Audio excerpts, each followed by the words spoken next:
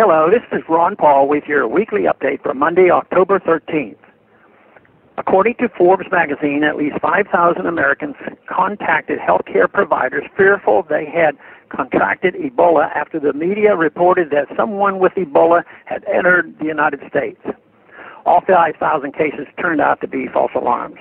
In fact, despite all the hype about Ebola generated by the media and government officials, as of this writing, there has only been one preliminary identified case of someone contracting Ebola within the United States. Ebola is a dangerous disease, but it is very difficult to contract. Ebola spreads via direct contact with the virus. This usually occurs through contact with bodily fluids. While the Ebola virus may remain on dry surfaces for several hours, it can be destroyed by common disinfectants. So common sense precautions should be able to prevent Ebola from spreading.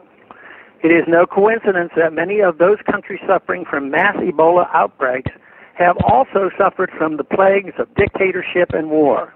The devastation wrought by years of war has made it impossible for these countries to develop modern healthcare infrastructure. For example, the 14-year civil war in Liberia left that country with almost no trained doctors. Those who could leave the war-torn country were quick to depart. Sadly, American foreign aid props up dictators and encourages militarism in these countries. President Obama's response to the Ebola crisis has been to send 3,000 troops to West African countries to help with the treatment and containment. Obama did not bother to seek congressional authorization for this overseas military deployment, nor did he bother to tell the American people how long the mission would last, how much it would cost, or what section of the Constitution authorizes him to send U.S. troops on humanitarian missions. The people of Liberia and other countries would be better off if the U.S. government left them alone. Leave it to private citizens to invest in African business and trade with African people. Private investment and trade would help these countries develop thriving free market economies capable of sustaining a modern healthcare infrastructure. Legitimate concerns about protecting airline passengers from those with Ebola or other infectious diseases can best be addressed by returning responsibility for passenger safety to the airlines. After all, private airlines have a greater incentive than does government to protect their passengers from contagious diseases. They can do so while providing a safe means of travel for those seeking medical treatment in the United States.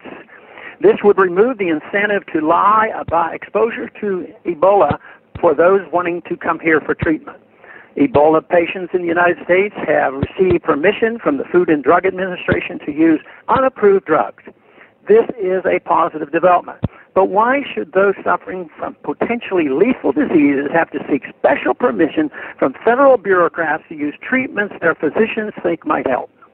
And does anyone doubt that the FDA's cumbersome approval process has slowed down the development of treatments for Ebola?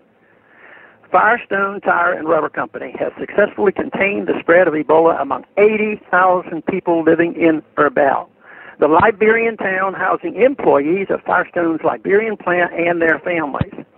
In March, after the wife of a Firestone employee developed Ebola symptoms, Firestone constructed its own treatment center and implemented a program of quarantine and treatment. Firestone has successfully kept the Ebola virus from spreading among its employees. As of this writing, there are only 3 Ebola patients at Firestone's treatment facility. Firestone's success in containing Ebola shows that far from justifying new state action, the Ebola crisis demonstrates that individuals acting in the free market can do a better job of containing Ebola than can governments.